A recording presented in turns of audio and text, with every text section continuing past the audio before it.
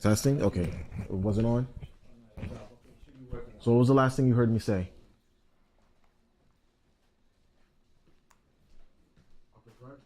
Okay, so like we haven't. All right, we had a little bit technical difficulties. Technical difficulties working, kind. All right, perfect. So the last thing I said was what that Abraham, Abraham did not want Isaac to marry a heathen. Essentially, he did not want his servant to find a woman of another nation. But he said this. Go ahead. Verse 4. But thou shalt go into my country. Into my country, back to his homeland, right? Ur of the Chaldees, go ahead. And to my kindred. And to my family, right? And my people, right? And take a wife unto my son Isaac. And take a wife until my son Isaac. Okay? Read on. Verse 5. And the servant said unto him, Peradventure, the woman will not be willing to follow me unto this land. Must I needs bring thy son again unto the land from whence thou camest? So the servant began to ask him and said, okay, what if the woman I picked, she doesn't want to come? What do I say then? Do I bring him back into the land where you came from? Do I bring him back? What does he say? Go ahead. And Abraham said unto him, Beware that thou bring not my son thither again. Right. He said, don't bring Isaac back over there. Don't bring him back to the land of the Chaldees. Okay. But why? Go ahead. Verse 7. The Most High, the power of heaven, which took me from my father's house, and from the land of my kindred, and which spake unto me, and that sware unto me, saying, Unto thy seed will I give this land. Will I give this land? He said, the reason why I don't want you to bring Isaac back there is because the Lord established my covenant here in this land. Right? Go ahead. He shall send his angel before thee, and thou shalt take a wife unto my son from thence. Right, go ahead. And if the woman will not be willing to follow thee, then thou shalt be clear from this, my oath. Right. Only bring not my son thither again. Right, so he said, look, the reason why I don't want you to bring Isaac back to the land of the Chaldees is because the Lord established the covenant here in this land, the land of Canaan, where I'm living. If you go back over there, then he's probably going to stay there, right? And we'll never get the promise. We won't get the land that the Lord inherited for us, right? So if the woman that doesn't want to come, then you're free from this oath, right? So I just wanted to show y'all that to lay that groundwork for how how Rebecca was chosen for Isaac. Like I said, if you read the rest of the chapter on your own time, you'll see how it actually all materialized, how the servant went to go feed his camels. Rebecca shows up, she feeds them, brings them back to her father's house, and they have the negotiations. And Rebecca ultimately consented to marrying Isaac, right? So I want you to jump to chapter 24, verse 67. Okay. Reading out the book of Genesis, chapter 24, verse 67. And Isaac brought her into his mother Sarah's tent, and took Rebecca. Right. And she became his wife. Right, she became his wife. He took her to his tent, his mother's tent, and he laid with her. He consummated the marriage with her. Okay, go ahead.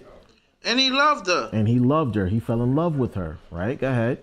And Isaac was comforted after his mother's death. Okay, so after his mother's death. So of course, when a man's mother dies, of course it's a sad time in his life, right?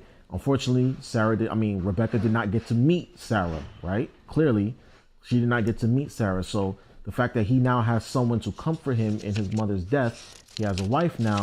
It was a blessing to him. All right.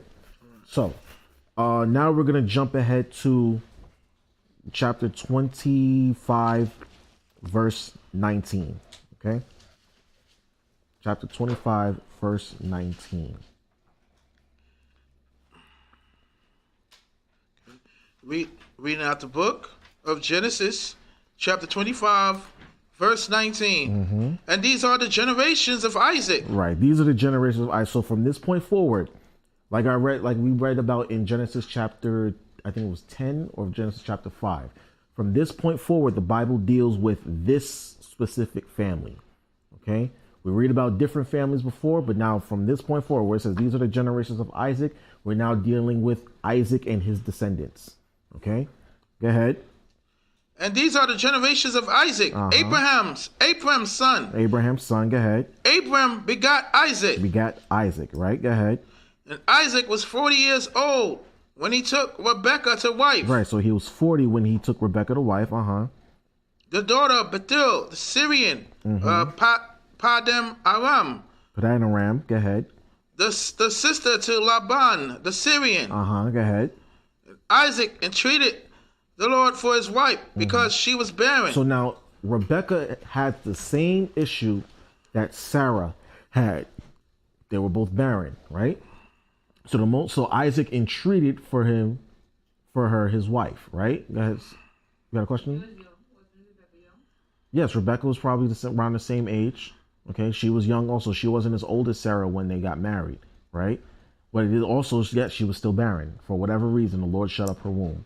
So also see how, brothers, when you entreat the Most High for your wife, he'll sometimes listen to you. If you're going before the Most High humbly and gracefully, you'll see how you can entreat, you can step in behalf for your wife, okay, because you are her covering. Okay, so if you pray for your wife and the Lord hears you, he can bless her. He can turn around whatever situation that she's going through, right? Because after this, we're going to see that she actually conceived, right? So read from the top. And Isaac entreated the Lord for his wife because she was barren. Because she was barren, right? And the Lord was entreated of him. And Rebekah, his wife, conceived. Right, so obviously the Most High heard Isaac's prayer, right? The prayers of the righteous travaileth much, right? Go ahead. Verse 22, and the children struggled together within her. And she said, if it be so, why am I thus? Why am I thus? She said, so the pregnancy was rough, okay? And she didn't understand why.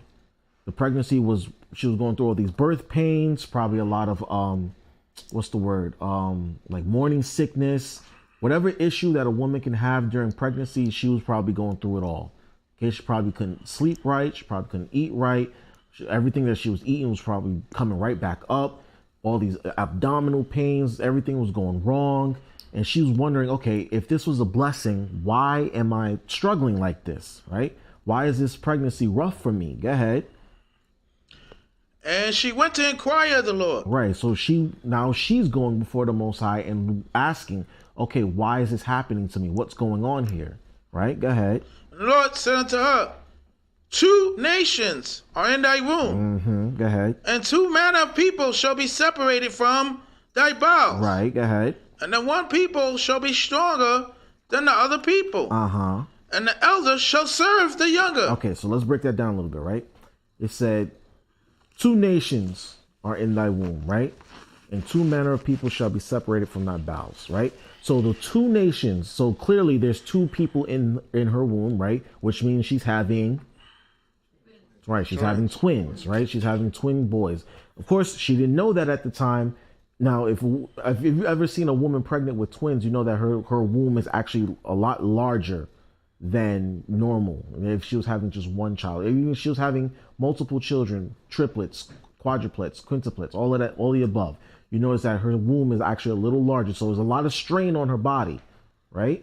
So it said 2 nations are in that womb, which means obviously she's having 2 boys, right? Because we know that the patriarchs are of the men, right? And the countries and lineages are determined after men. So she's having 2 nations in her womb and 2 manner of people, meaning what? What kind of twins are these? We have identical and we have fraternal, right? We have fraternal twins. If you ever met fraternal twins, that means that they are 2. Oh, okay, so the difference between an identical twin and fraternal twins, do you brothers and sisters know? No, so okay, so yes, but why? I'm bigger than my sister. She's little, and I'm big face and she little face and all that. But why? Why is that? What's happening with her? Well, what I mean, like, what's happening with her womb? Like, that's what occurs. That it causes 2 different people. The main difference between. Okay, I'll just explain. So, identical twins, right? When a woman's egg, when her ovaries release an egg, right? When the egg is fertilized, it'll split into 2, right? That's what causes Identical twins. It's the same egg, just split into two. Fraternal twins, two eggs are released at the same time. Two different eggs. Okay? And that's why they're different. That's why they come out looking different. Okay? Yes. Fraternal twins are of the same parent. Exactly. They don't look alike. Right, exactly. Twins, do look alike. Well, that's why they're identical and they're fraternal. Okay? Fraternal twins, they look different. They look a little different. But they come from the same womb at the same time. Two different eggs were fertilized at the same time. That's what usually happens. Why? Is sometimes it's by chance, or no, not by chance, by the Most High's word. Right? What's up, Cora? Speaking about fraternal twins, though, when they come from the same womb, it could be like a boy and a girl. Exactly. Or it could be like two girls. Exactly. Be two girls, a boy and a girl, or two boys. Right? That's why it depends on which sperm fertilizes the egg. Right? That's what happens. So if a sperm carrying an X chromosome fertilizes this egg, it'll become a girl. If it's fertilizing if it's carrying a Y chromosome and it fertilizes that egg, it'll be a boy, right? But they're fertilized at the same time. Two different eggs are fertilized at the same time. Okay, and that's what's happening here. That's what we're reading about when it says two nations are in thy womb and two manner of people. Okay, two totally different kinds of. They come from the same seed and they come from the same womb, but they're two totally different kinds of people. Okay, we're gonna realize who this other people are, like who they are in the earth today. All right. So read that scripture again. Genesis chapter 25, verse 23. And the Lord said unto her, two nations are in thy womb, and two manners of people shall be separated from thy bowels. Right. So I want y'all to realize two manner of people, two totally different kinds of people. All right. Go ahead.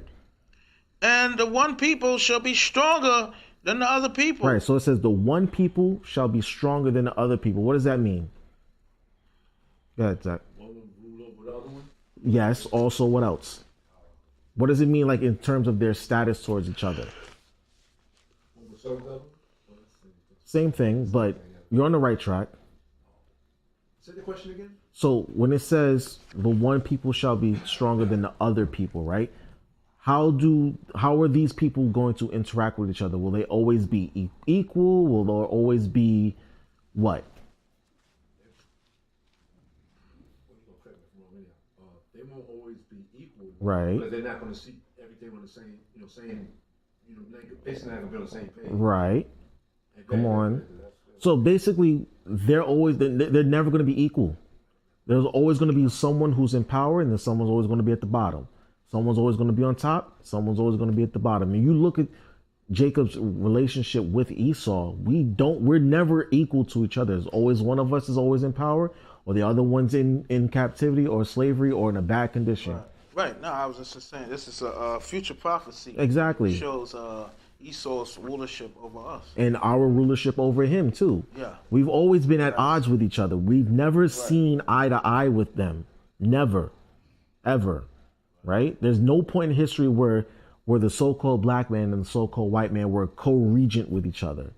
They've never been on equal playing ground with each other. We've always been stronger, or they've been stronger than us. We've either had them in derision or they've had us in derision, right? Now, right now, they got us in derision bad.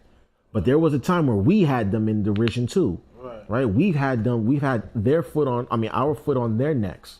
Right? And even when you look at the characteristics, right? Who's usually stronger? Who's physically stronger? Who's spiritually stronger? Emotionally stronger? Mentally stronger? Right? Or look at politically or militarily, economically, who's stronger? Who's been stronger? Who's been weaker?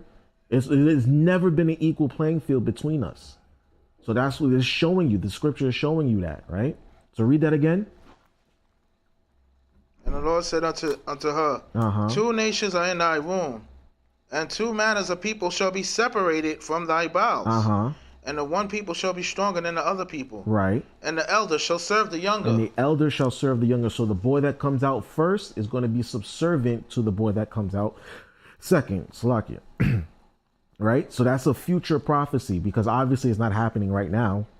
And obviously it didn't happen at the time that the prophecy was made. Right? Go ahead. Verse 24. And when her days to be delivered were fulfilled, behold, there were twins in her womb. Right, like we spoke about earlier, there were twins in her womb. Obviously, they were fraternal twins, and you're gonna explain physically how they were fraternal twins. Right, go ahead. 25. And the first came out red, all over like a hairy garment. Right. And they called his name Esau. Just gonna stop. All right. So it says the first came out red, all over like a hairy garment. So when it says he came out red, what does that mean? Pink skin. Pale. Think about it. Like a red badger. So did he come out looking like? Let's see. Do I have anything red? Might also say a form of leprosy. Like, I don't have anything red. Did he come out like literally looking like the color red? No. So what does it mean? Like, I know it has to do with the pigmentation in the skin. Right. So it's not going to, I should say, distinguishing, the color of his skin, the pigmentation of the skin, be totally different from Jacob's. So basically, like, since he doesn't have any pigmentation in his skin, his blood is showing forth through his skin. That's basically what it means. Okay, he's not literally red like your blood. Like if you cut yourself open, you see blood coming out. Donald Trump. Right. He looks like that. Kind of look like that. You know what I'm saying? Like a pink face. Okay. Or you see like those. Take your phone back.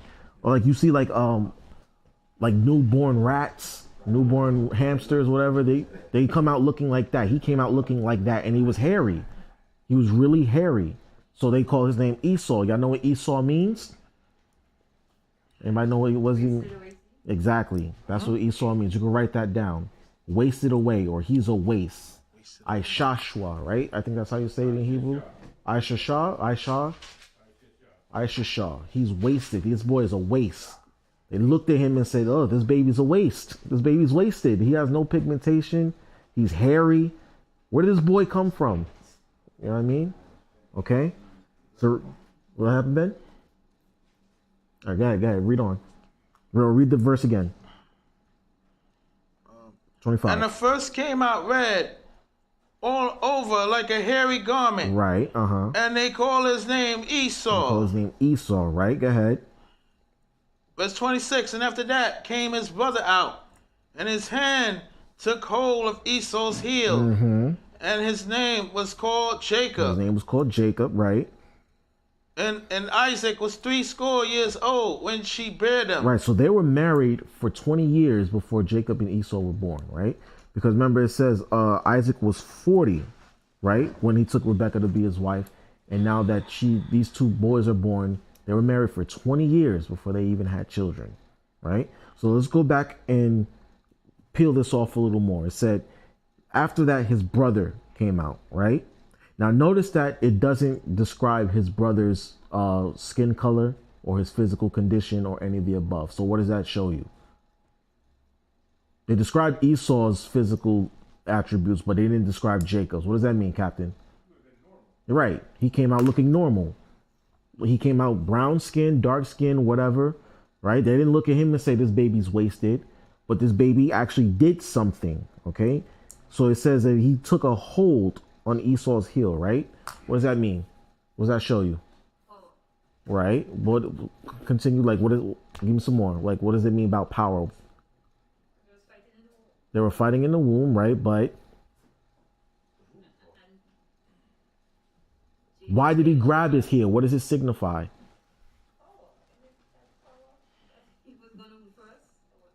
Kind of, sort of. Go ahead, Uncle Mike. Exactly. So where would we go to find that? So repeat yourself, Uncle Mike. Repeat yourself. What did you say? Yeah, repeat yourself. There's a future prophecy that are going to take place in these last days. Right. Where we're going to take this man down. Right. So the purpose. Now notice that the Bible actually shows you what he did. I noticed that it made note that Jacob grabbed his heel. Have you ever seen a baby grab another baby's heel coming out the womb? No. You've never heard that before, right? So there's a significance behind. There's a reason why the Bible said it. Okay, that he purposely grabbed his heel. Okay, now where would we go to show what the significance behind him grabbing his heel? What's that? Second Ezra 6 and 9. There you go. Let's get it.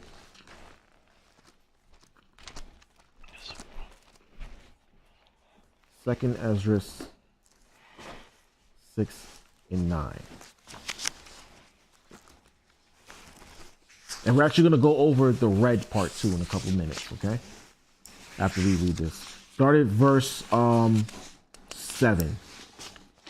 Reading out the book of Second Esdras, chapter 6, verse 7. Then answered I and said, what shall be the parting asunder of the times? Right, so the Ezra's asked the angel Uriel, he said, what shall be the parting asunder of the time? Meaning, when is the end of the world? Same thing that the disciples asked Yahushua. What's the end of the world going to be? Go ahead. Or when shall be the end of the first, and the beginning of it that followeth? See, the same thing. He's asking, what's going to be the end of this world and the beginning of it that followeth, right? Go ahead. And he said unto me, from Abram unto Isaac, when Jacob and Esau were born of him. Right, he said from Abraham unto Isaac. So he's going all the way back to Genesis. And he said, Jacob and Esau were born of him. What happened? Go ahead. Jacob's hand held first the heel of Esau. So when Jacob came out the womb, he grabbed Esau's heel, right? Continuing that fight from the womb, right? Go ahead. Verse 9. For Esau is the end of the world. So Esau is the end of the world, And Jacob is the beginning of it that followeth. And Jacob is the beginning of it that follows. So Esau will be the last ruling Gentile kingdom, and Jacob will be the beginning of the world to come. Okay, they will be the end of the world. We'll be the start of the following age, the age of peace that we read about earlier today, where we spoke about how when we get back into the land, the earth is going to be at peace, it's going to be at rest, it's going to be good times in Israel. Okay, because we're going to rule the world with a righteous hand. We're not going to be ruling with wickedness. We're not going to be ruling with folly and evil and all this other nonsense. We're going to be ruling righteously. Read verse 10. Verse, Says to, Yeah, go ahead. Yaraph, I got to stress the point too that this end of the world represents America, because America think that they're separate from their other European brethren. They think they're totally different, and they're totally not going to receive the judgment that Europe is going to get from there. They think that they're unpunishable. Right. So that end of the Gentile world specifically means this American empire, along with the rest of the European empire. All praises. Absolutely. Yeah. So that Esau, all of Esau will end. Esau will come to an end. Wherever he's ruling, he will come to an end. All right. So read verse 10. Verse 10. The hand of man is betwixt the heel and the hand. What does that mean right there? Because the hand of man is betwixt the heel and the hand. What does that mean? Anybody have an idea? Mike Ali, you have an idea what that means? No? I know what you think that means. It says the hand of man is betwixt the heel and the hand. Right? In verse 10. That means that the transition, right? Of Esau's kingdom and the Most High, It's I like that. I was looking for a little something different, but I kind of like that thought. What you think, Kazarza? The hand of man is betwixt the heel and the hand. The hand of man is betwixt the heel and the hand. What does that mean? We could look up that word betwixt. Betwixt means between. Between. So it's basically saying the hand of man is between Esau's heel and Jacob's hand. Huh? An Achilles heel? Okay. I kind of like that idea also. She mentioned Achilles heel, where Achilles, of course, is a Greek story, but Achilles was invincible on every part of his body except his heel, right? That's why it's called the Achilles heel. But I kind of like that idea, not exactly where I was going. What you think, Zach? The hand of man is betwixt the heel and the hand. Well, this is a transfer of power, essentially, right? So if there's a transfer of power, what does that say about who? First of all, the heel belongs to who? It's Esau's heel. Whose hand is grabbing his heel, right? Jacob, right? So they're the two major factors in this whole equation, right? What does that say about everybody else? What's go ahead, Captain.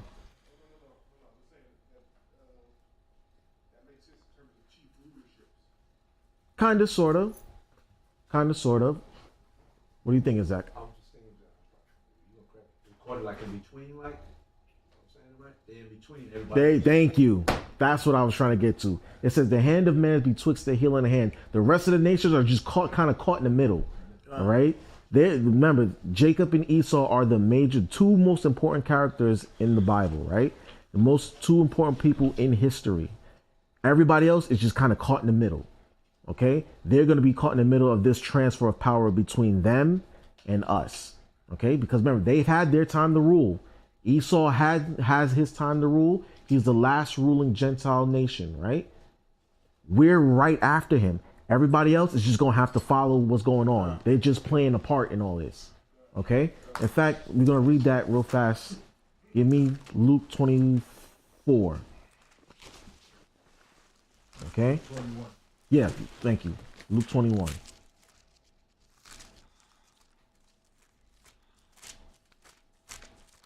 Luke 21 and 24.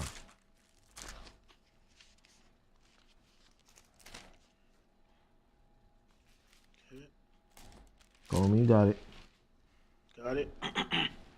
Reading out the book of Luke, chapter 21, verse 24. Mm-hmm. And they shall fall by the edge of the sword. Right.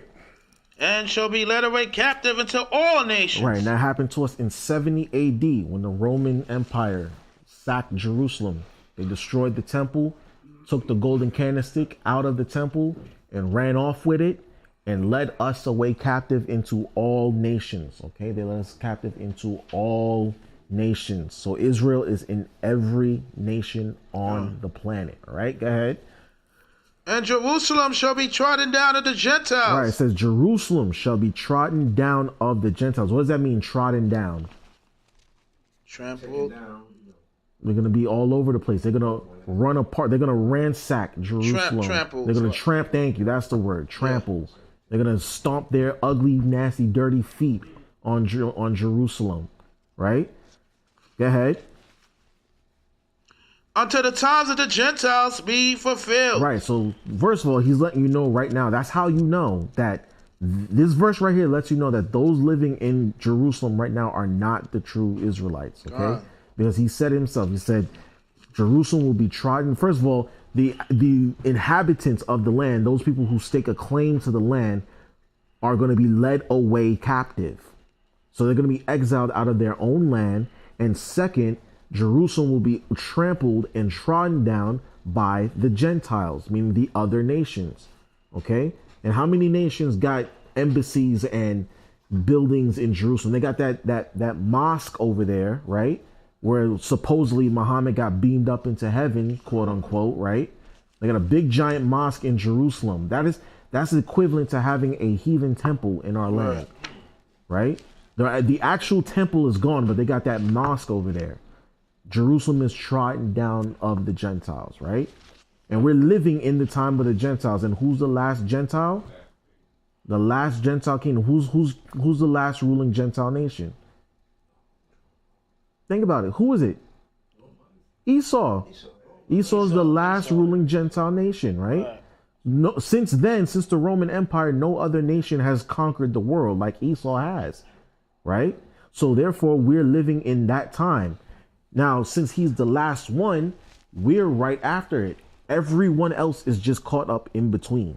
Okay, that's what he means when he says the hand of man is betwixt the heel and the hand.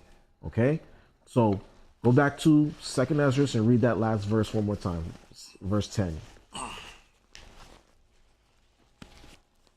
The hand of man is betwixt the heel and the hand. Every other nation, the Chinese, the Japanese, the Arab, okay, the so-called African, the Persians, Iran, they're all just playing a part at the moment, okay? But they're going to be caught up in this transfer of power. They're going to watch the fall of Esau and the rise of Jacob, okay? Go ahead. Second Esdras. Read verse 8. I'm sorry.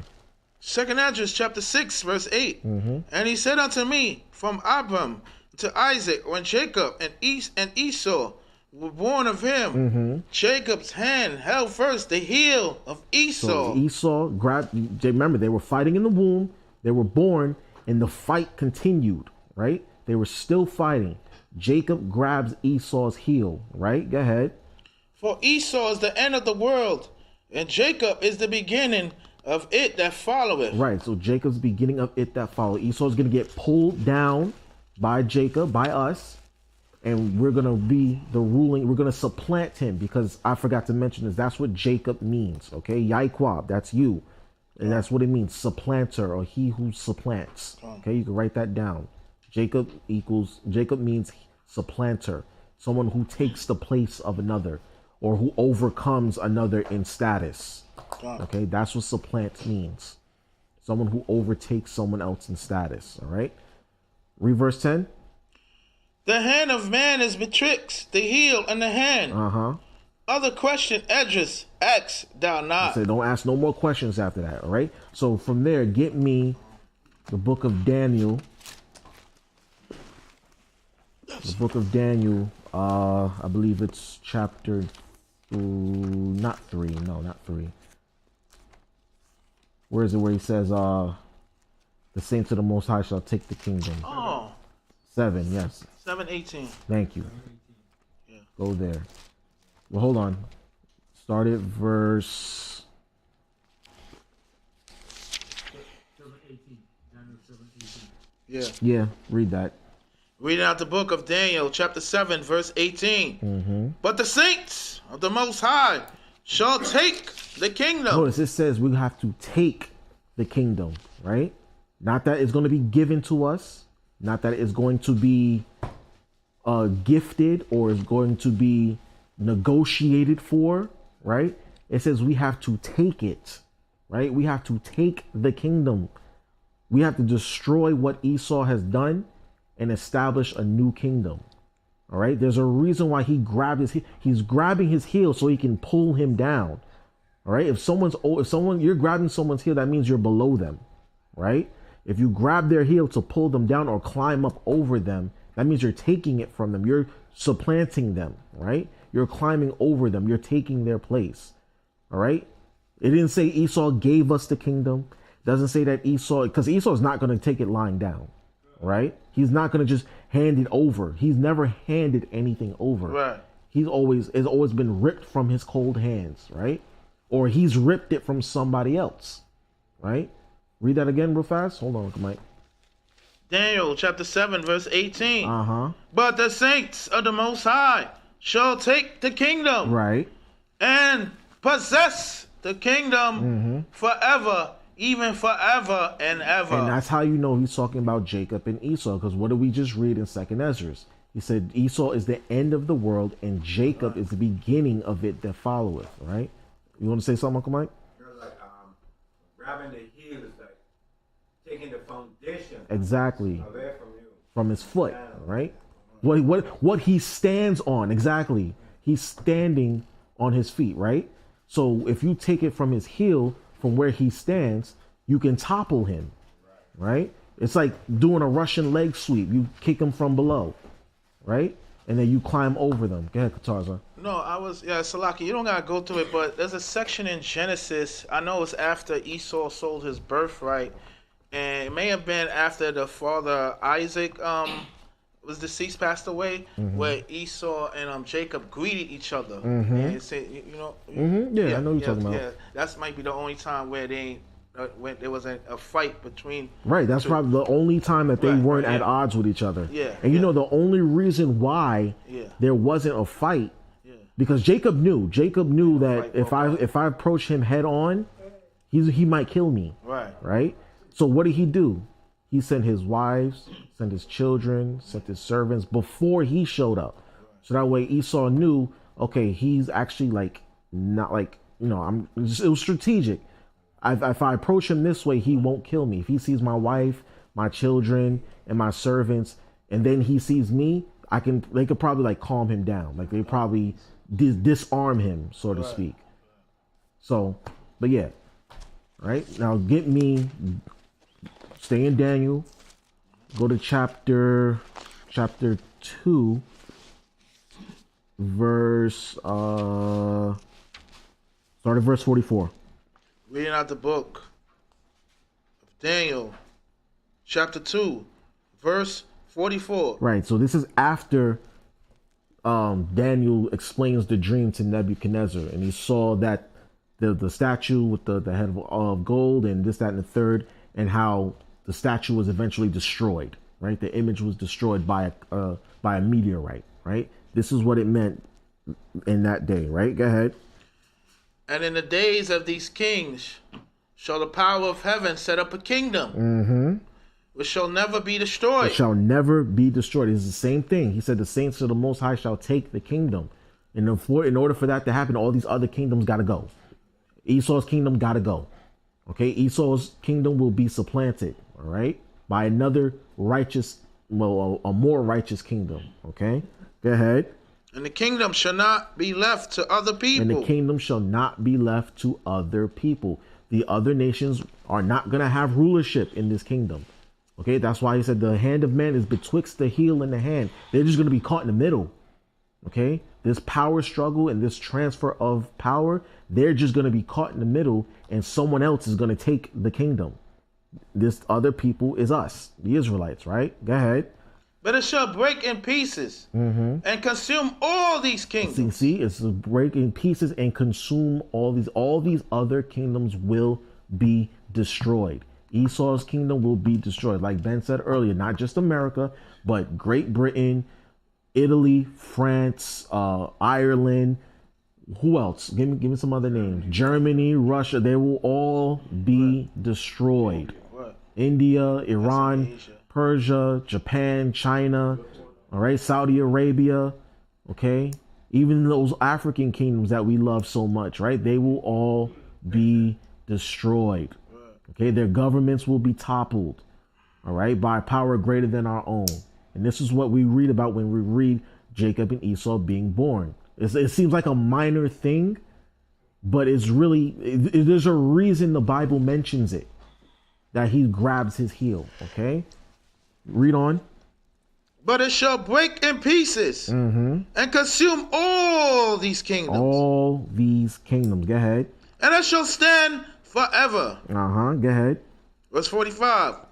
For as much as thou sawest that the stone was cut out of the mountain without hands. Right. It means that man didn't make this. Okay. Man did not make that stone cut without hands. All right. It came from the heavens. All right. It came from the Most High himself. Right. Go ahead. And that it break in pieces the iron. Right. The brass. Right. The clay. The silver. And the gold. From bottom to top, it struck at the foundation of the statue, right? Which represented those kingdoms that we read about all the time. Go ahead. The great power had made known to the king what shall come to pass hereafter. It said what shall come to pass, meaning this is future prophecy. All right. History written in advance. Okay. That's what prophecy is. History written in advance. He's letting you know, God is telling you this is what's going to happen throughout the course of time. Go ahead. And the dream is certain. And the dream is certain, meaning it's going to come to pass. Right? Go ahead. And the interpretation thereof, sure. There you go. All right. So let's go back to Genesis. So I wanted to show y'all the significance of Jacob grabbing Esau's heel. Okay. Now we're going to go back into about his skin color, right? So I want you to read 25 and 25 again.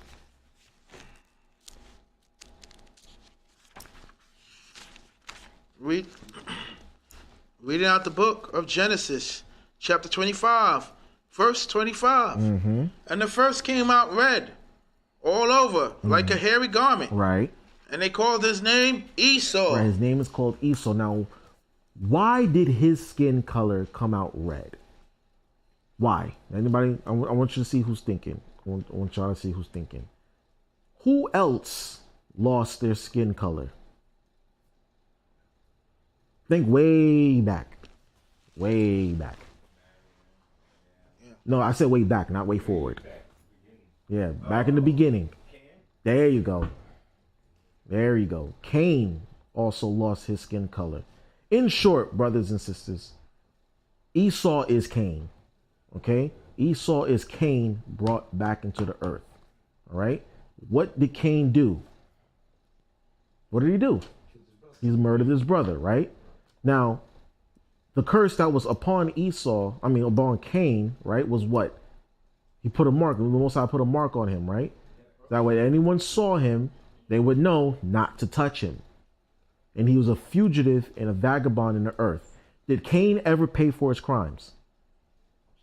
Did Cain ever pay for his crimes? Was he ever brought to justice? No. No, right? So clearly, Cain died a peaceful death, so to speak, right? But now, how does the Most High judge him? He judges him through Esau, exactly. And that's why Esau was born without a skin color, so to speak. His future generation. That's his future generation. He came back in that same seed line. Because remember I said before in Genesis chapter, I believe it's 10, we only deal with the sons of Adam, right? From that point forward, we dealt with the sons of Adam all the way through Noah, son of Adam. We were all the way up to here now. These are the sons of Adam. Okay, the sons of Adam, the sons of Noah, the sons of Shem. Okay, that's who they are. So Cain is part of that seed line, believe it or not. Right. Esau is part of that seed line, right?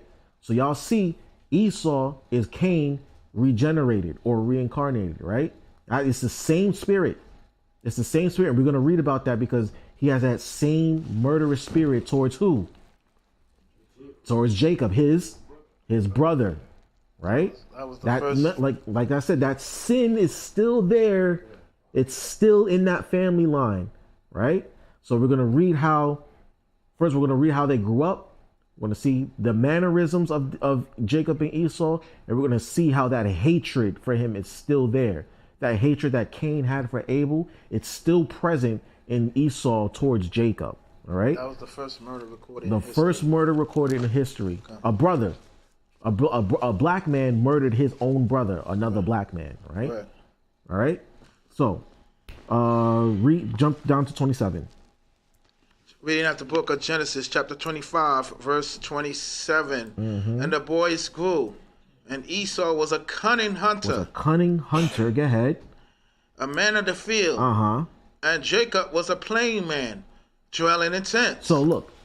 If that doesn't encapsulate the personality of Esau and Jacob, I don't know what does. Because if you look at Esau, right, it says he was what? A cunning hunter, a man of the field. And if that's not Esau, I don't know what it is. If that's not the so-called white man, I don't know who else it could be. Because no other people on the planet like to go hunting, like to go rock climbing, like to go bungee jumping, swimming, playing with animals, right? Mountain climbing, extreme sports, right? You look at Esau, this is what he does. This is who he is. He's a man, he likes to go out and get his, right? He sees something, he wants it. He'll take it and he'll do whatever he has to do to get it. Is that not Esau to a T? Is that not the so-called white man to a T? What? Can you think of anybody else who's like this? I remember I watched a video of Mahershala Ali, right? And he was talking about the differences between white men and black men, right? And he says that white men, they go out into the world on the offensive side, right? They'll go out and look in a space and go, oh, what can I build over here? Or what can I put over there? I can put my name on this thing. I put my name on that thing, right? I can make this mine, right? But us, we're on the other side. We're on the defense. We stay in defense mode, right? We're always wondering who. You know what I'm saying? We always got our heads on the swivel. We're always in defense. When somebody come up to us like, yo, what do you want? Why are you bothering me? Leave me alone. Every time we come into the police, right? We clench up. We go, okay, right? Is that not us? Is that not how we are? Am I talking to myself? No, you're right. Right? That's how we are. We are always in defense mode. Okay? Your boss comes to you, you hear that your boss want to talk to you in your job, you're thinking, crap, what happened now? Am I in trouble? Right? Or if your woman says to you, we need to talk. Right? We gotta talk.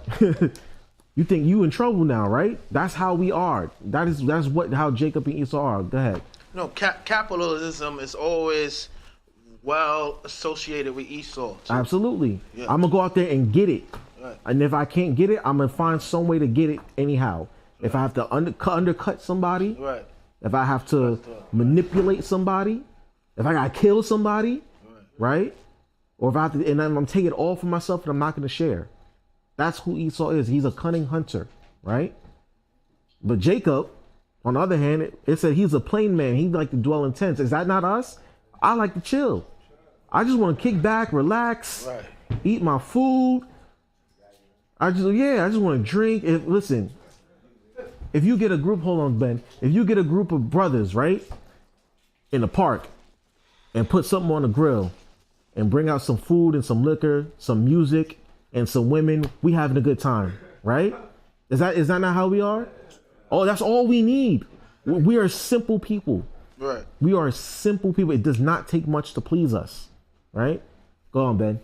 Yeah, and when you read in the Josephus in Genesis about Cain in the beginning, that's the same way he built his city after he was kicked out from Adam and Eve, and he went in the land of Nod. Right. He created the same setup based on capitalism, taking over, raping, deceit, dealing unjustly, and creating gains more than to create something that's going to benefit all of mankind. Right. It's about for himself and greed only, just to make money. And his descendants also started. They were the ones who started making weapons in the earth. Okay, when you read about Tubal-Cain, right?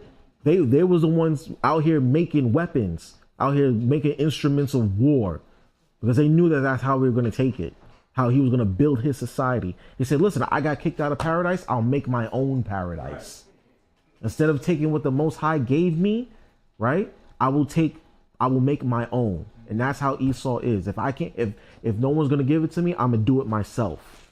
Right? Go ahead, Captain.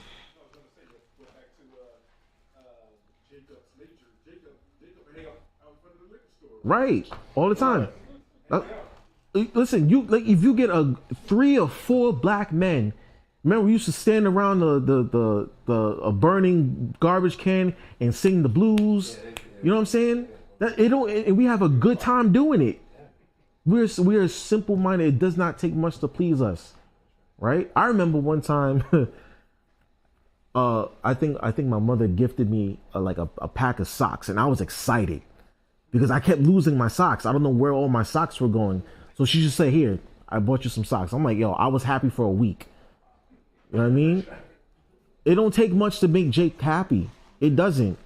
Now, let me ask y'all a question. We see that Esau is a go-getter, right? We see that Jacob is, just laid back. He don't really need much. Why would the Most High choose Jacob over Esau then?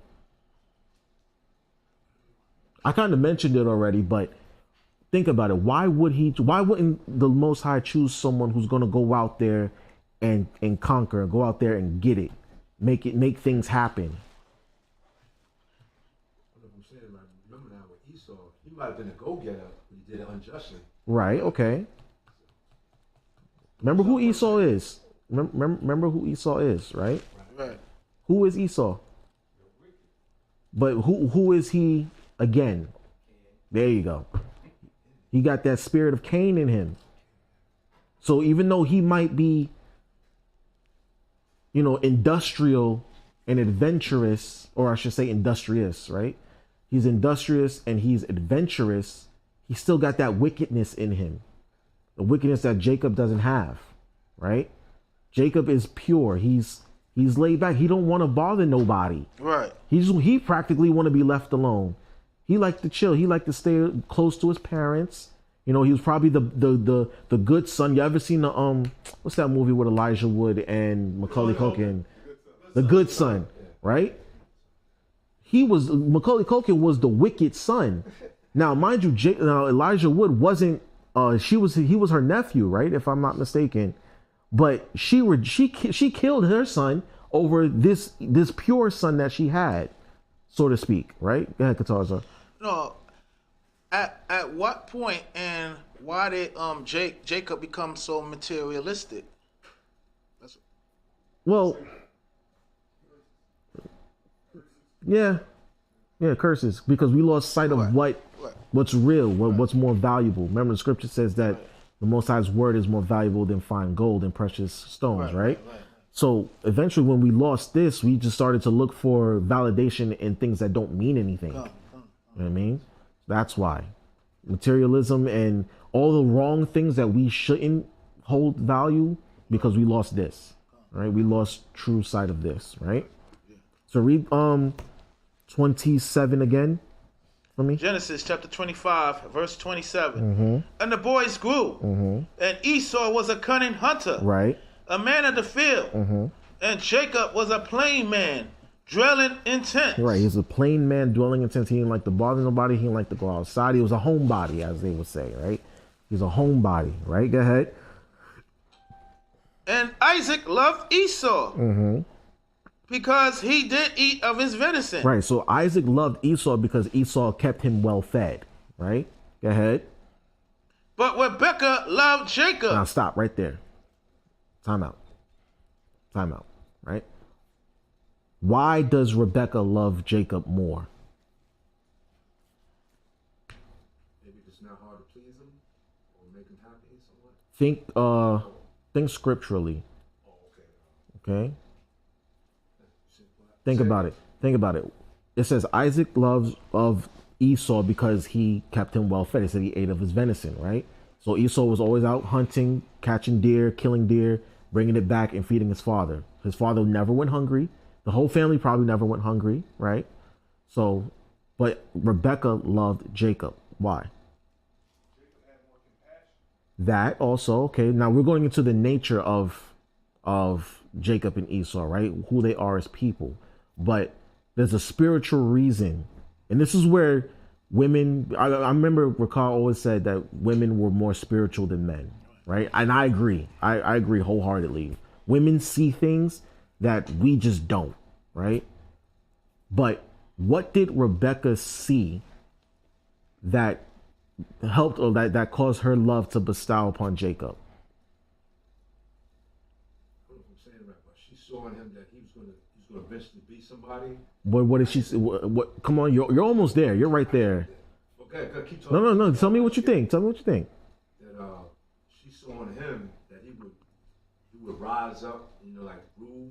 There we go. She remembered the prophecy. That's what it was. She remembered that the angel told her that the elder will serve the younger. So she knew that her younger child was destined for greatness. She didn't know how.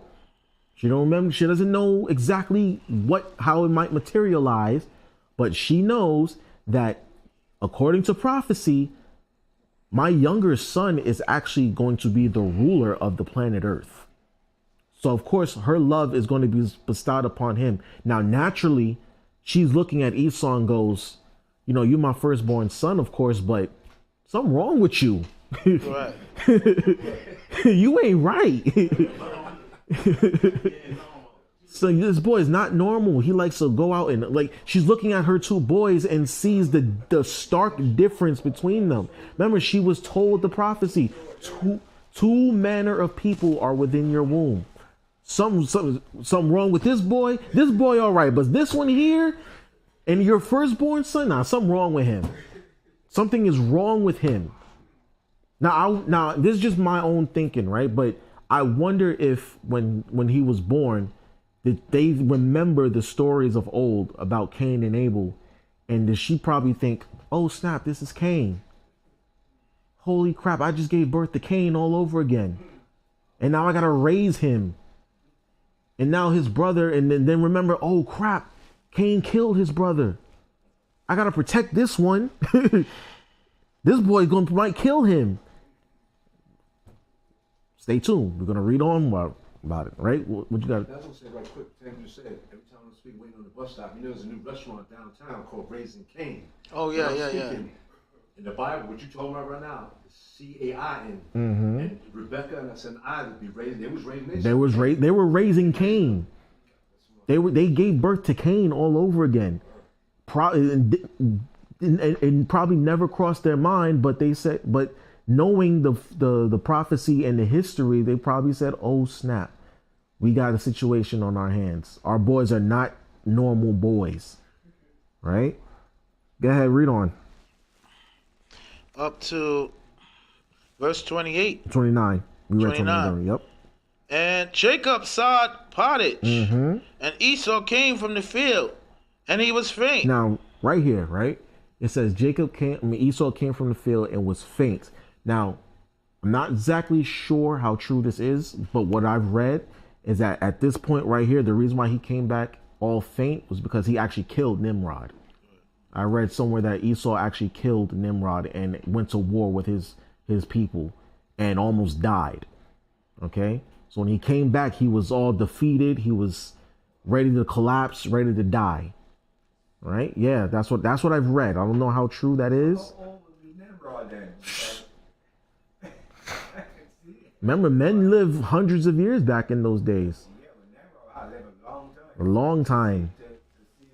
To see Jacob and Esau, yeah. I think that's in the book of Yashar. The book of Jasher? Jasher, sorry, yeah. I remember reading it somewhere that the reason why, because I wondered how did Nimrod die? I remember in The two Babylons, that Shem killed Nimrod? See, well, there you go. There you go. Either way, it was a Shemite that killed Nimrod. You know what I mean?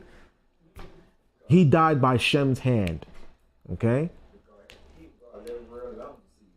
Right. So he came back, he was faint, right? Go ahead. Verse 30. And Esau said to Jacob, feed me, I pray thee, with that same red pottage. With that same red pottage, right? For I am faint. Therefore was his name called Edom. Well, his name was called Edom. He said, feed him with that same red pottage, that undercooked stew, right? And therefore his name was called Edom. Edom means, come on, y'all don't know what Edom means? Edom means red. Red. Adwam, red. Okay? Go ahead. And Jacob said, sell me this day thy birthright. Now there you go, Jacob, right? The opportunist. Because he saw that Esau was about to die. So what will happen to the birthright? It'll die with him. Right? If he's going to die, his birthright is going to die with him. If it's not given to him. Right? Go ahead. And Esau said, behold, I am at the point to die. And what profit shall this birthright do to me? You see, that's what Esau was thinking. He was like, I'm about to die. My birthright will be it'll die with me. Right? Because remember, Isaac is supposed to die and bestow his birthright upon Esau, because Esau is the firstborn, right? But because Esau is about to die, what profit does it mean? But it doesn't mean anything to me at this point. Not thinking him wickedly. He's thinking wickedly at this point. Go ahead. Verse 33, and Jacob said, swear to me this day. And he swore unto him. Right. And he sold his birthright unto Jacob. Now this is where Christianity got it all twisted and all wrong. Because according to them, right, according to Christianity and Catholicism, Jacob stole his birthright from him, or he took it from him. But what does the scripture say? It said, and he sold his birthright to him. He sold it. He negotiated over it. He said, yeah, you can have it. It doesn't mean anything to me. I'm about to die. What profit does it give me? It'll die with me. So yes, you can have it. In exchange for one morsel of meat, you can have my birthright. It's an unequal trade. It's a literal unequal trade. You're talking about status as the firstborn of a mighty man over a piece of meat. Just shows you what kind of disdain he has for his own birthright, his own heritage, and above all else, his own disdain for the Most High's word. Right? Because that thing is established by the Most High. The birthright is established by the Heavenly Father. It's not established by anybody else. Okay? And because so he sold it for one little piece of meat. He was like, nah, I don't need it. You can have it. Get Uncle Mike. Yeah, so, and bring it up now to modern day, that's what Esau about our people doing now these days. Selling their birthright. No, selling this. Oh yeah, sell yeah. Right. Yeah, actually, yes. Now that you think about it, Esau got us in derision, willing to sell our souls for nothing. For nothing. In fact, hold that. Hold Genesis, get Mark 8:36. It does say that in the curses do divine in want of all things. Mm-hmm. Give me that Mark 8:36.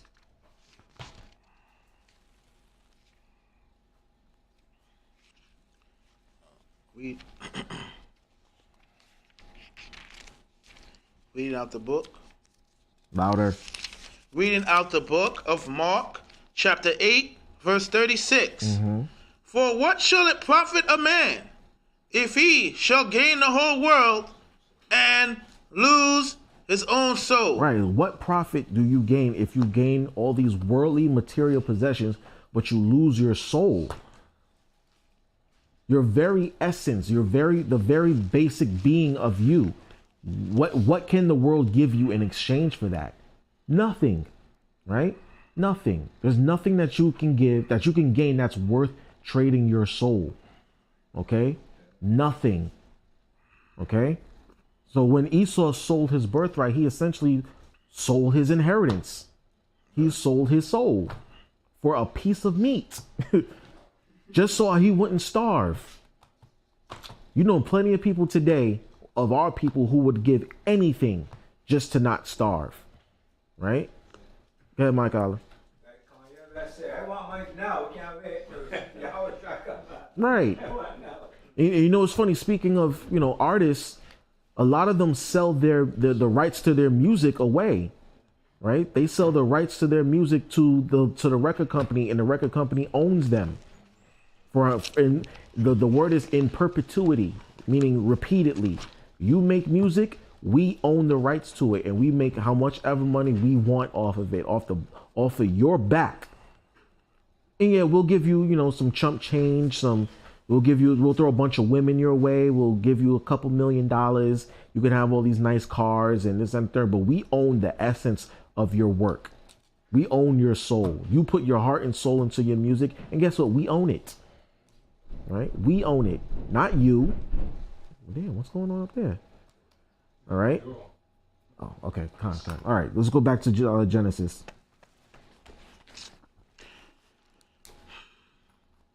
Reading 34. Reading out the book of Genesis, chapter 25, verse 33.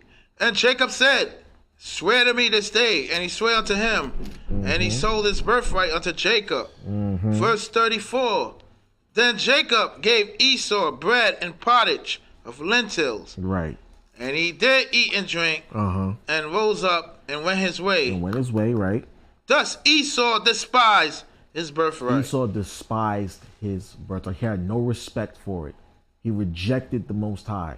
That's what that is. Go ahead, Cap.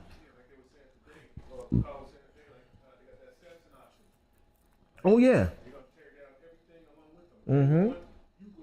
Hit the self-destruct button, right? Because it's like, you ever seen those movies where they got some secret facility? Esau got these secret facilities, and if someone finds it out, they hit the self-destruct button, destroy everything and everything along with it, so that way you get rid of the evidence. That's what that is. We're gonna blow up everything. If we can't have it, nobody can have it. That's the mindset that Esau got. All right. All right, now jump ahead to chapter 27, verse 1.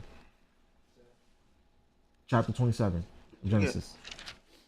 Reading out the book of Genesis, chapter 27, verse 1. And it came to pass that when Isaac was old and his eyes was dim, so that he could not see, he called Esau his eldest son. Oh, real quick.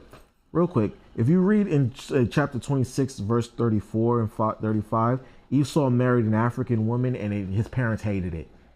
Just to show you he has no respect for his heritage. He went and married a Hamite woman, and Esau and Isaac, Rebecca, they didn't like it at all. They despised the fact that he did that. All right, just to show you, he has no regard. He's disrespectful. Okay. Huh? He married a Hittite, and his parents begged him not to do it. Right? Go ahead now. Yeah, read on. So he could not see. He called Esau his eldest son, and said unto him, My son. And he said unto him, Behold, here am I. Right. So Isaac went blind, and he called Esau to help him out. Right? Go ahead. Verse 2. And he said, Behold, now I am old. I know not the day of my death. Right. I'm old, and I don't know when I'm going to die now. Go ahead. Verse 3. Now therefore take, I pray thee, thy weapons, thy quiver, and thy bow, and go out to the field, and take me some venison, and make me savory meat, such as I love, and bring it to me that I may eat, that my soul may bless thee before I die. Right, so Isaac essentially is trying to have a last supper with Esau before he dies, so that way he can give him his birthright. Now remember what happened already. He sold it. He sold his birthright. It don't mean anything to him. It never meant anything to him, so he sold it off. And now he's trying to, now I don't think his parents knew that, but now he's trying to kind of weasel his way back in, trying to repent of it, so to speak. Go ahead. And Rebekah heard when Isaac spake to Esau his son. And Esau went to the field to hunt for venison and to bring it. Go ahead. And Rebekah spake unto Jacob her son, saying, Behold, I heard thy father speak unto Esau thy brother, saying, Bring me venison, and make me savory meat, that I may eat, and bless thee before the Most High, before my death. So Rebecca caught wind of the conversation, and now she starts to make moves. Right? Go ahead. Verse 8. Now therefore, my son, obey my voice according to that which I could command thee. Go now to the flock, and fetch me from thence 2 good kids of the goat, and I will make them savory meat for thy father, such as he loveth. And thou shalt bring it to thy father, that he may eat, and that he may bless thee before his death. Now stop. She said, thou shalt bring it to thy father, that he may eat, and that he may bless thee before his death. Right? She said he'll bless you. Right? How is that possible? How is this possible? Thank you. There we go. Because she knew the prophecy. The elder shall serve the younger.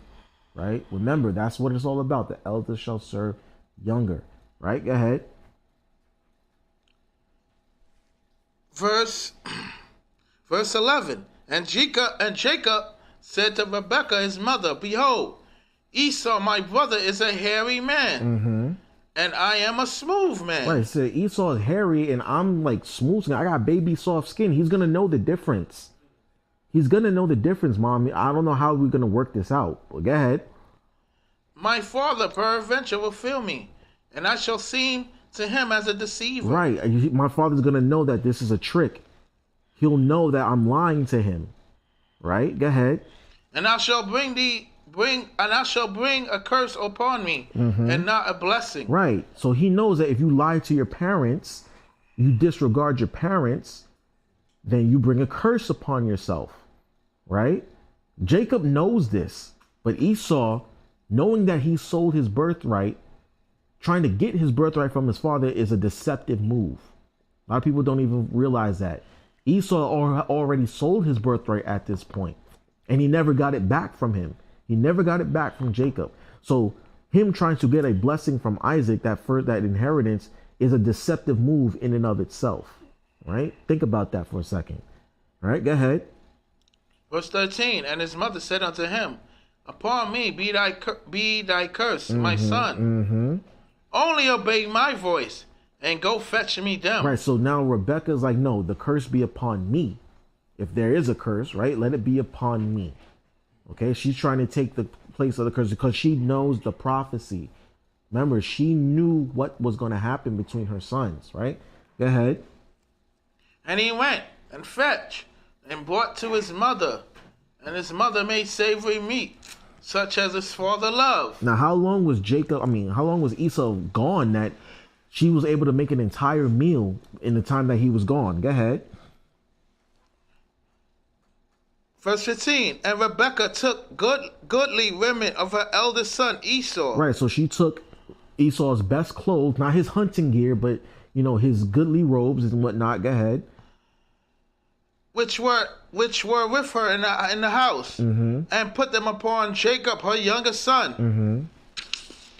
And she put the skins of the kids of the goats upon his hands, and upon the smooth of his neck. Right, so she covered him in fur, so that way he would appear hairy, right?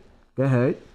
And she gave the savory meat and the bread which she had prepared into the hands of her son Jacob. Go ahead. And he came unto his father and said, my father. And he said, here am I.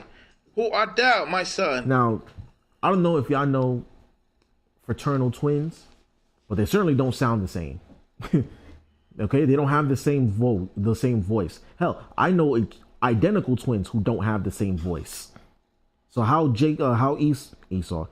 Isaac is not aware that this definitely is not Esau is beyond me. Okay, but that's why, check this out. This is why the Most High blinded him, so that way he wouldn't know who's coming, right? Because all of it is according to prophecy and according to the Most High's will. Because if Isaac was able to see, he would clearly know that this was not Esau that's standing before me. But because he can't see, but he can hear and he can smell and he can touch him, he fell for it, so to speak. Okay? Go on. And Jacob said unto his father, I am Esau, thy firstborn. I have done according as thou badest me. Arise, I pray thee, sit and eat of my venison, that thy soul may bless me. Right. Verse 20, and Isaac said unto his son, how is it that thou hast found it so quickly, my son? See, he said, how did you find it so quickly? Hunting takes time. This is a long process. It ain't just go outside, see a deer and shoot it. No, this is a process. You got to lie in wait, got to set a trap for it. Right. You got to shoot it, then you got to skin it, then you got to cook it, right? But he said, how is it that you found it so quickly? Right? Go ahead. And he said, because the Most High thy power brought it to me. Right. So he tried to bring the Most High into this, right? Go ahead. And Isaac said unto Jacob, come near, I pray thee, that I may feel thee, my son, whether thou be my very son Esau or not. See, go ahead. And Jacob went near to Isaac his father, and he felt him, and said, the voice is Jacob's voice, but the hands are the hands of Esau. See? So he knew that Jacob did not have the same voice as Esau. They sounded different. Remember, they're fraternal twins. They don't have the same vocal cords, right? So he knows, Dag, you sound like Jacob, but you feel like Esau. Your hands are hairy and, you know what I mean? Like, there's something weird going on here. Go ahead. And he discerned him not, because his hands were hairy. As his brother Esau's hands, so he blessed him. Right. And he said, art thou my very son Esau? And he said, I am. You said, are you sure you Esau? Yes. That is me. You don't know your own son by now? It's me, Dad. What's up?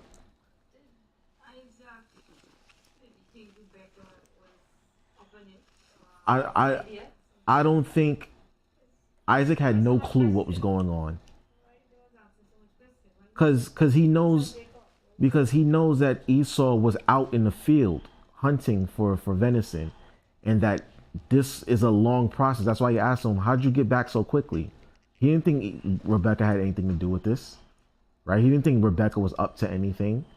He thinks that, okay, so he knows something's up, but he's not thinking that, okay, my wife is conspiring against me. You know what I mean? He had no reason to think that. Right, he knows something's wrong here. But go ahead, Uncle Mike. So the Most High have his hand in this. Absolutely. The Most High could have shown him, oh, this is not. That's not Esau. That's why I said the Most High blinded him. Yeah. Right. He put that spirit on him first. But like I said, he blinded him first. Because if he saw him, he would know, okay, why are you dressing like Esau? What are you doing? What are you trying to do here? Right? But because he couldn't see him, that sight, that it threw off everything. It threw Isaac for a loop completely. But still, remember in Egypt, Jacob was the same way too, but he crossed his hand. Right. Because the Most High had his hand in it, yes. He crossed his hand. Mm-hmm. So here now with Isaac, the Most High had to be in this here because he could say, well, hey, that's not your son. Right. That ain't him. That ain't Esau. I know this. I know my son. Right? And parents, you would think, I know my son. My son is this. My son is that. You know what I mean? My son sounds like this. My son has a certain aura. My son has a certain gait or a certain walk. You know what I'm saying? Elder Rakal, right? You have daughters, right? So you know your daughter's in and out. You know which one's which. You know how one behaves, their mannerisms. You know how they talk, what type of habits they have. So if one of them tried to come to you pretending to be the other, you're going to know, girl, why are you playing with me? You know what I mean? Did your mother put you up to this? Why, you know? So all in all, Isaac had no reason to think that. And that, like Mike Allah said, that's how you know the Most High had his hand in this.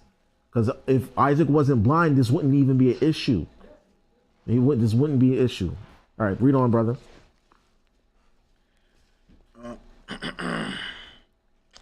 And he said, bring it near to me, and I will eat of my son's venison, that my soul may bless thee. Mm-hmm. And he brought it near to him, and he did eat. And he brought him wine, and he drank. Mm-hmm.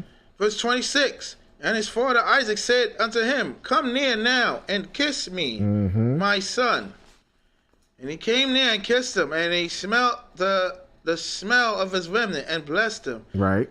And he said, see, the smell of my son is at the smell of a field which the Most High had blessed. Right. So he said, remember, he touched him, he heard his voice, and he smelled him. Only thing is he couldn't see him. So he had no reason to believe that this wasn't Esau. Right? You smell like Esau, you sound like Jacob, but you feel like Esau also. And you smell like him. That's weird. All right, go ahead. Can I say this too? Go ahead. Esau, he smelled like the old saying, so he smelled like a ram goat. He smelled yeah. He smells stink. Yeah, like just like a wet dog. Mm-hmm. That's what they are. So like a wet dog, or you ever smell like cattle? You know what I'm saying? You ever been to like okay, when y'all went to go get pick out the lambs, right? That smell, that animal smell came upon. That's what Esau smelled like.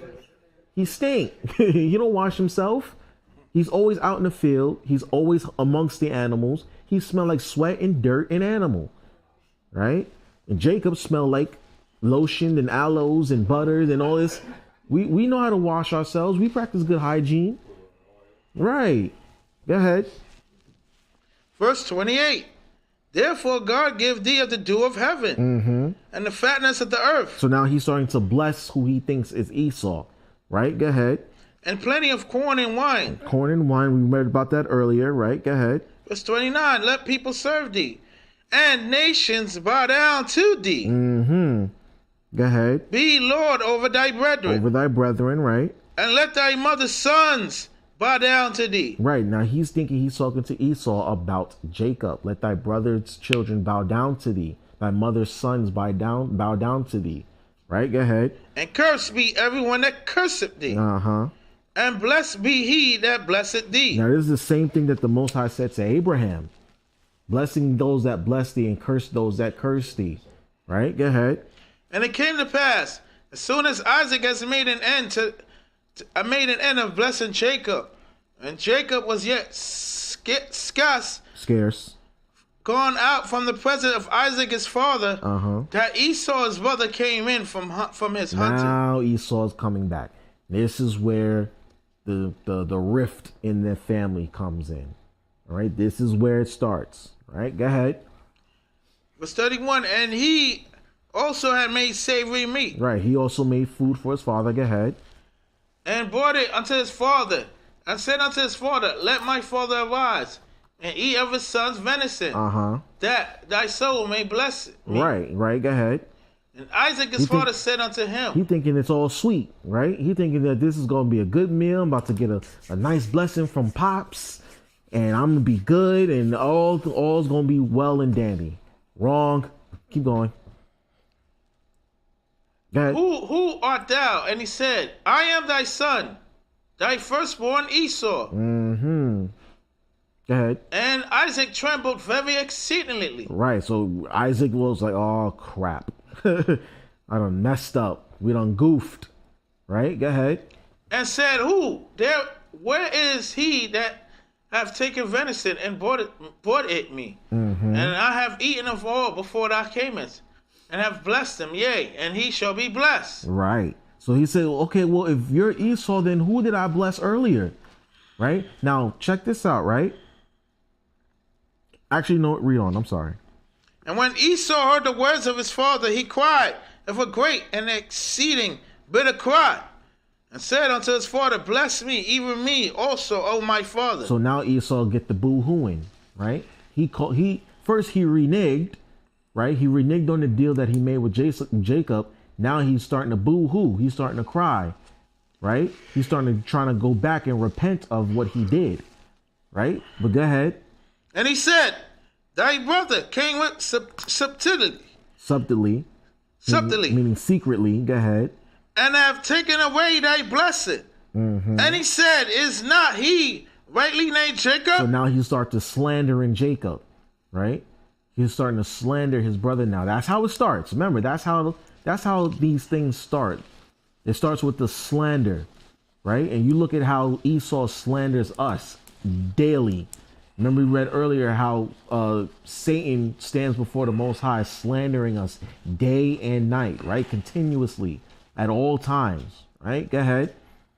For he has supplanted me these 2 times. See, that's what, remember I said earlier, Jacob means supplanter, right? He said, has he not supplanted me these 2 times, right? Go ahead.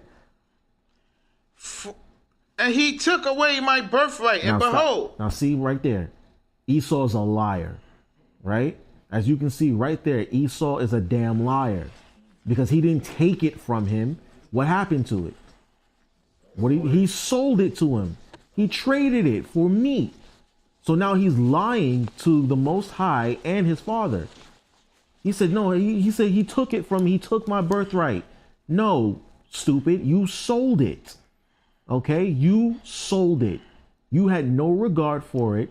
You didn't want it. And you said, you're out of your own mouth, what profit is it to me? I'm about to die. What good is it going to be to me? So therefore you sold it. Now he's lying, right? Go ahead. And behold, now he hath taken away my blessing. And he said, Hast thou not reserved the blessing for me? Now, so now you reserve a blessing for me. You don't got nothing left for me either, Dad? Right? Go ahead. Verse 37. And Isaac answered and said unto Esau, Behold, I have made him thy Lord. Right. And all his brethren have I given to him for servants. And with corn and wine have I sustained him. Right. And what shall I do now unto thee, my son? Right. Now, so now notice he said, I can't take back what I gave him because it's recorded in the heavens. Right. Where's that scripture been where he said, or whatever thou shalt bind on earth shall be bound in heaven? You know, y'all know what I'm talking about? Y'all know what scripture? Yeah. Whatever thou shalt bind on earth shall be bound in heaven. Whatever thou shalt loose on earth shall be loosed in heaven. What scripture is that?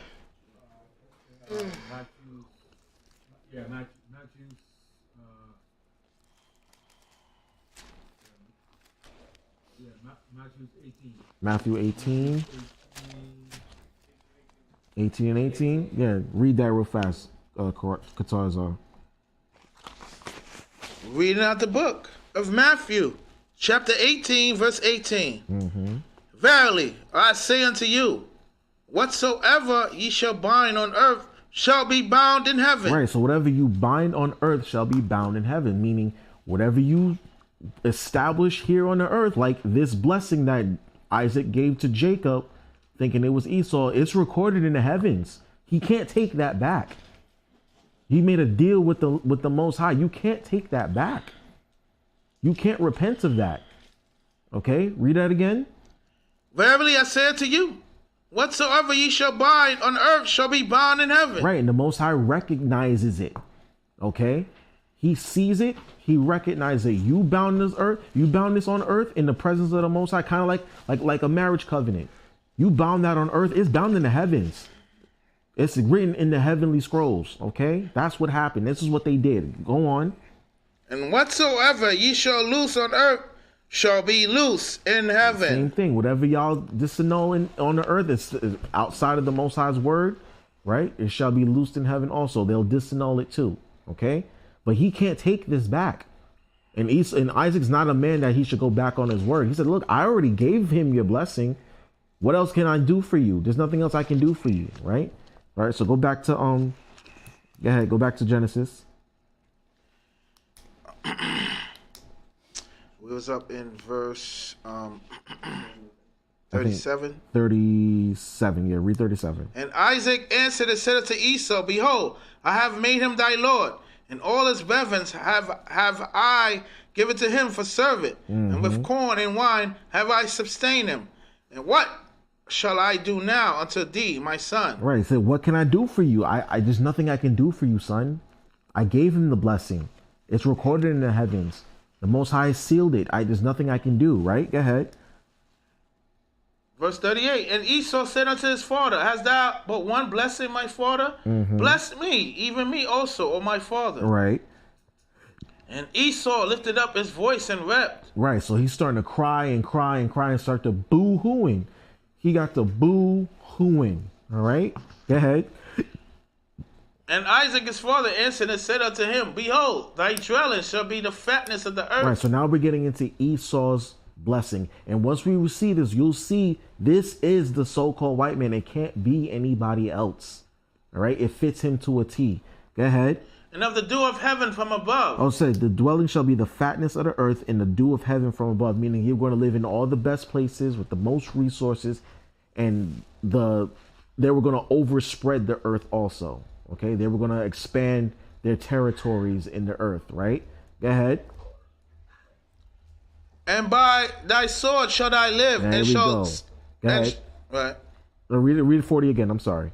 And by that sword shall thou live, There and you shall go. serve thy brother. Right. Well, he said, by thy sword shalt thou live. Esau was blessed with what? He was blessed with the sword. He was blessed with the art of war, right? Right. The most destructive man that has ever lived, the most destructive people that have ever lived. They're the only people who came up with the atomic bomb. Also, Who came up with that, right?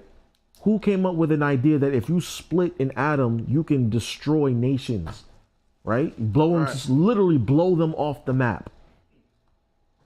No other group of people will even think to do something like that.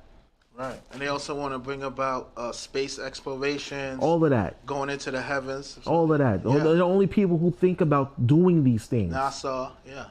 Well, there ain't nobody else on the planet trying to do that. All right. Of course, other countries have established strong militaries and have conquered nations, but Esau, what? Come on now. They do it the best, and they do it in the most vicious and evil way. This is how you know this is the so-called white man. Go ahead, Cap.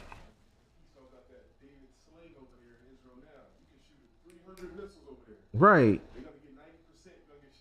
Exactly. They know. They know. This is his blessing. Okay? And remember who Esau is. Who's Esau again? He's Cain. This is what Cain was doing. He was out here destroying nations and conquering and living by the sword. Right? Go ahead. And by the sword shall I live, and thou shalt serve thy brother. Uh-huh. And it shall come to pass, when thou shalt have the dominion, that thou shalt break his yoke from off thy neck. Who knows when this happened? When did they break our yoke off their necks? Who knows when Esau released himself from our chain, so to speak? Any idea? Yeah, Cap. There you go. The Renaissance. They came out the caves and they came up from their media blackout, and they started to turn around there in Europe and started establishing all those white images of Christ and the angels and establishing their own governments and churches. That's when they broke the dominion off their neck, and they've been in power ever since. They have been in power ever since. Okay? Right. Because during the Dark Ages, the Middle Ages, we ruled Europe, right? And they were the ones running around destitute and poor. But they said, nah, no more. And they said they rose up and broke our chain off their neck, right? Go ahead. First Maccabees 3:48. There you go. And laid open the book of the law, wherein the heathen has sought to paint the likeness of their images. Right, the likeness of their images. Now the Greeks were doing that, but eventually we were able to overtake them, right? We were able to kick them out the land. But then in the Middle Ages, during the Renaissance era, Esau started to do it again. And we couldn't stop them this time. And we haven't been able to stop them since. Okay, only the Most High and Yahweh are going to be able to stop them this time. We can't do it. Right? They're way too strong. They're way too powerful, way too mighty in the earth for us to do that. We're trying little by little, right? With our teachings and with our services, but for them to completely be wiped off the map, the Most High and Yahweh have to do it. All right? He still got that sword. He's living by it. Right? Go ahead. Verse 41. And Esau hated Jacob. There it is. Go ahead. Because of the blessing where his father blessed him. And Esau said in his heart. Right? The days of mourning for my father are at hand. Then I will slay my brother Jacob. I will slay my brother Jacob. He said he hated Jacob. Hated him. That intent. You shared a womb with him. You grew up with him. And you sold him your birthright. And because he supplanted you, now you have intense hatred for him. And now you seek to kill him. Right? Now check this out. Read on. Verse 42. And these words of Esau, her eldest son, were told to Rebekah. And she sent and called Jacob her youngest son, and said unto him, Behold, thy brother Esau, as touching thee, do comfort himself, proposing to kill thee. Right. So now Rebekah comes to Jacob and said, look, Esau is going to try and kill you. Eve couldn't do that. You ever notice that? Eve didn't get a chance to warn Abel that Cain was about to kill him. But Rebekah, again, remembering the prophecies and being just a good mother, right, said to her son, you need to get out of here because your brother is actually going to try and kill you. Now, can you imagine, imagine a mother hearing that. One of her sons wants to kill her other son, right? How that must be damaging to her, thinking, damn, my sons are going to kill each other? And then second, a brother hearing that my big brother is trying to kill me. That's got to put intense fear into the hearts of anybody, thinking, wow, my brother is really wants to kill me. Something's wrong here. I need to get out of here. And sends him on the run. Right? Go ahead.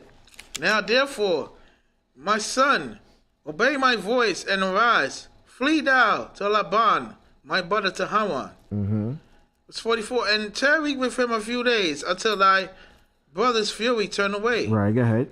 Until thy brother's anger turn away from thee, and he forget that which thou hast done to him. Then I will send and fetch thee from thence. Why should I be deprived also of you both in one day? She said, you're right. She said, look, go stay with my brother until your brother's wrath is quelled, until he calms down, and then I will send fetch for you. I'll send my messengers to come back, because why should I lose the both of you? Why am I going to lose the both of you in one day? You guys are probably going to kill each other. He's going to try and kill you, and you're probably going to try and kill him in defense of yourself. Why should I lose the both of you? Right? But I want you to see how that hatred stemmed and was sown in Esau, because it was sown in Cain, and it still brings up to this day. They hate our guts.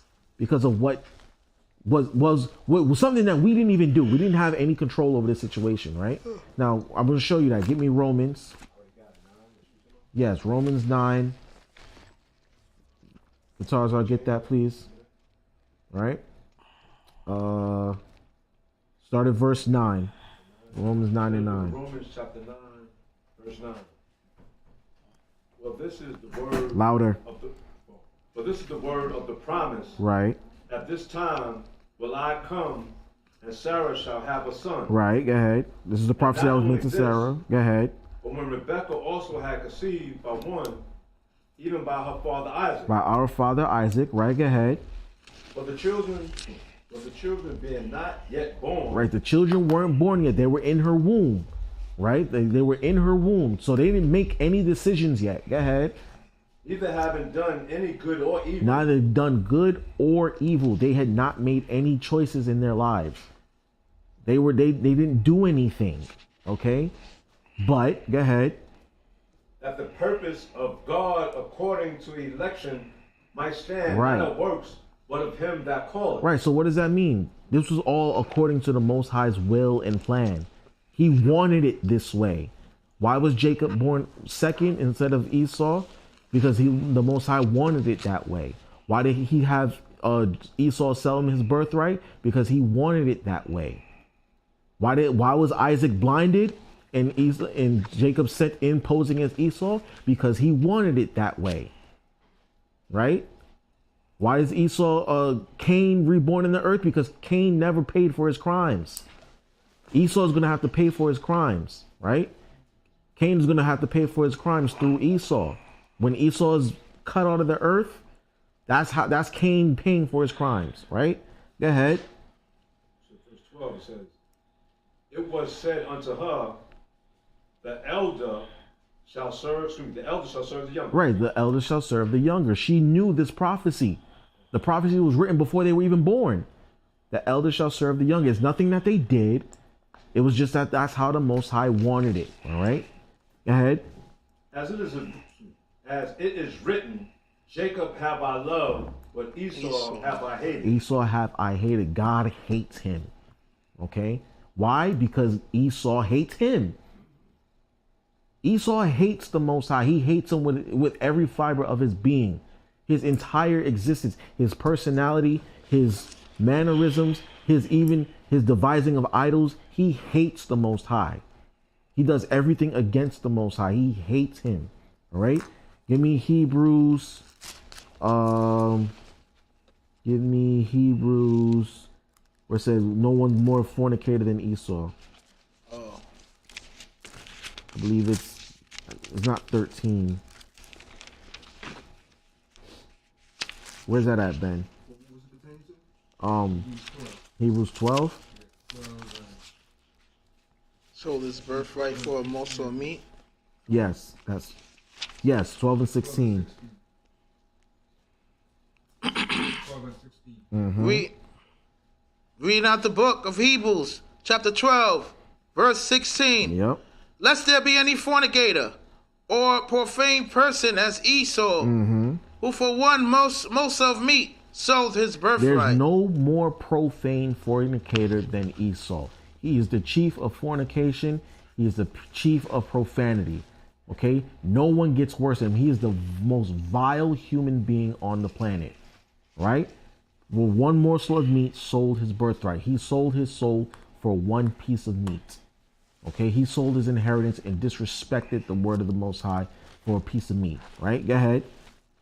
17. For ye know how that afterwards, when he would have inherited the blessing, he was rejected. He was rejected. Right? He knows that he would have inherited eternal life. He would have inherited an eternal name. Right? He would have inherited the promises. But he sold it because he is profane and he's a fornicator. Right? Go ahead. For he found no place of repentance. And he tried to take it back. Remember, he said, Jacob supplanted me. First, he stole my birthright. Now he stole my blessing. Right? He tried to find a way of repentance. And there was what? Go ahead. Though he sought it carefully with tears. Where he sought it carefully with tears. He couldn't find it. There's no repentance for what he did. He sold his birthright. You can't take that back. Remember I said this recorded in the heavens. He cannot undo that. Right? So I want you to think about what Esau did and think about the decisions that we make in our lives, right? We record these things in the heaven. We can't take them back. There's no looking back when you sell your birthright. There's no looking back when you walk away from this truth. You know what I mean? If you want to go back into the world, listen, you better hope the Most High has mercy on us, on you, if you decide to walk away, right? Because sometimes you can't always come back. And Esau found that he can't come back from this. And now he's fitted for destruction, right? Give me that in Obadiah, and then we're going to wrap it up.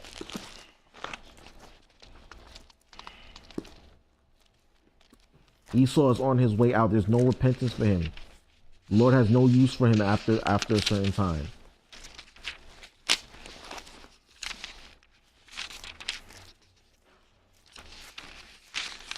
I could go deeper, but I know we're pressed for time. The book of Obadiah. Let me get there. Give me a second. It's after Amos. Huh. Get me verse.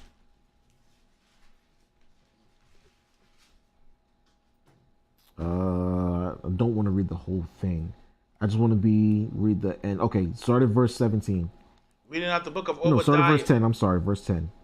Reading out the book of Obadiah, starting at verse 10. For thy violence against thy brother Jacob, shame shall cover thee, and thou shalt be cut off forever. Right, Esau will be cut off forever. There will come a time, think about this. There will come a time where no white people will exist. They will not exist anymore after a certain time.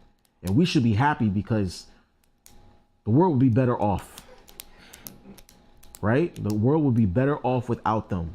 Okay? The scripture says, because of your violence against your brother Jacob. Remember, Jacob sought to slay him. Esau sought to slay him, to kill him. Right? Now think about it. What if Esau succeeded like Cain did? We wouldn't be here. We would not be here. Yahushua wouldn't be here. He wouldn't have come into the earth when he did.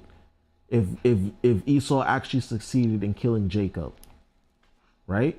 So think about that. There'll come a time where Esau will not exist. Okay? Go ahead, read verse 11. In that day that thou stoodest on the other side. In that day that strangers carried away captives his forces. And foreigners entered into his gates and cast lots upon Jerusalem. Even thou wast as one of them. Right, so he's talking about the time where the Babylonians came in and destroyed our city and took us captives. They were on the outskirts looking and laughing and cheering while that was going on.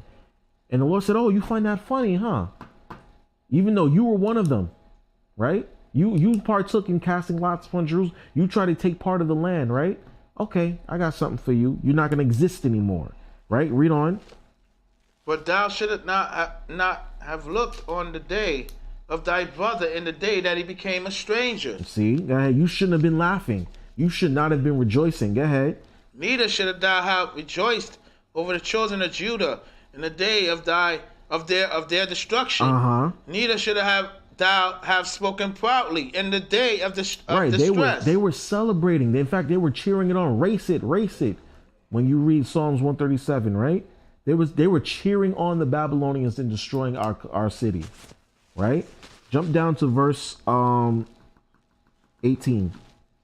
And the house of Jacob shall be a fire, and the house of Joseph a flame, and the house of Esau for stubble. The house of Esau for stubble, meaning like a little small fire, right? An ember, right? Go ahead.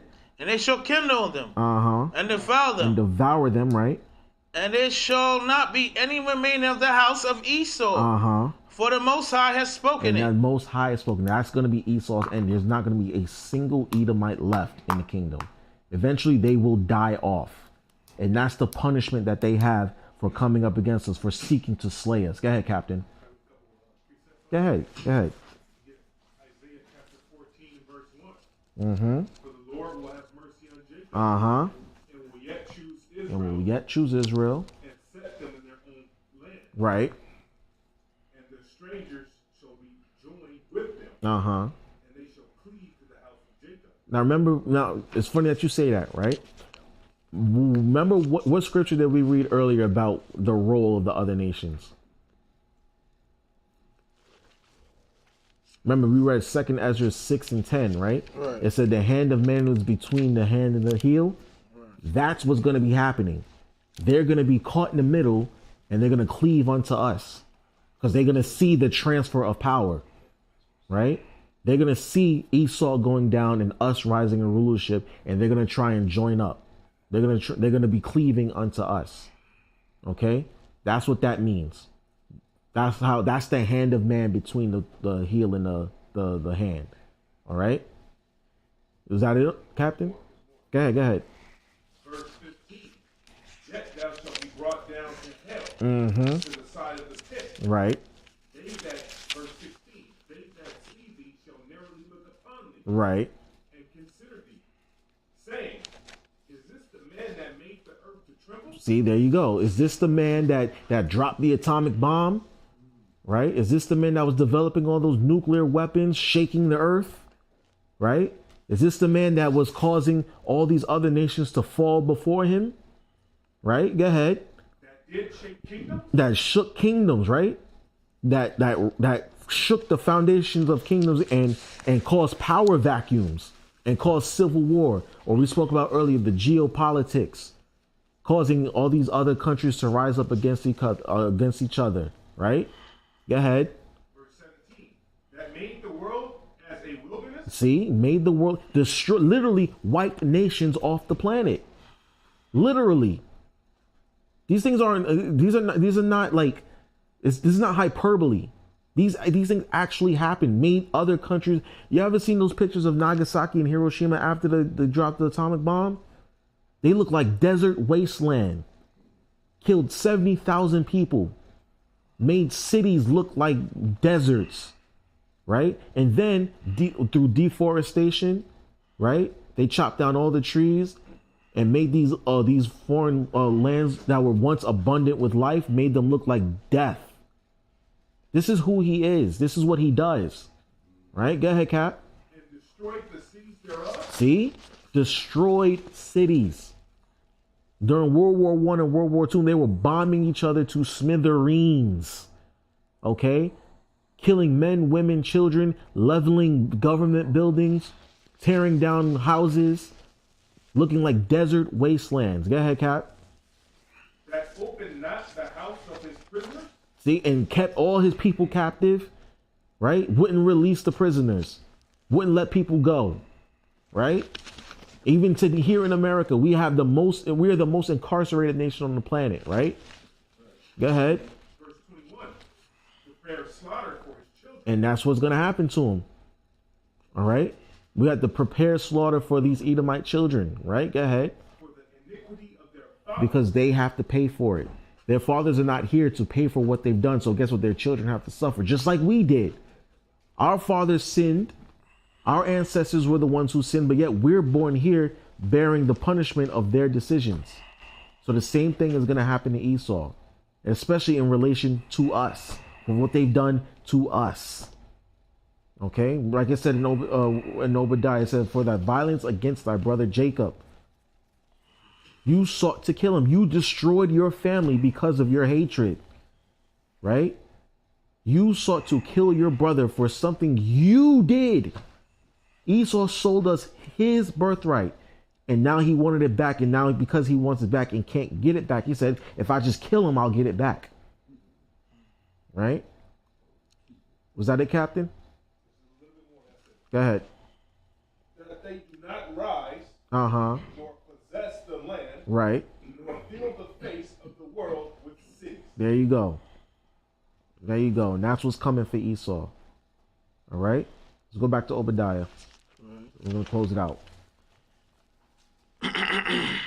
Read 18 again. And the house of Jacob shall be a fire, and the house of Joseph a flame, and the house of Esau for stubble. Uh-huh. And they shall kindle on them, and devour them, and there shall not be any remaining of the house of Esau, but the Lord hath spoken it.